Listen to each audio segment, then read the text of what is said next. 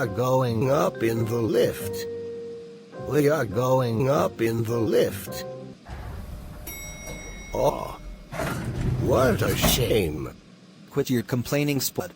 What happens if I press the button with the bell? Wait, Spud. Don't. Why did you do that? I literally told you not to press it. I'm sorry. I didn't know. You have now just called security. Hey, stop right there. Were you the one that pressed the emergency button? I admit it. I did. I didn't know that it was going to call security. That is too bad. You are coming with me. Oh no.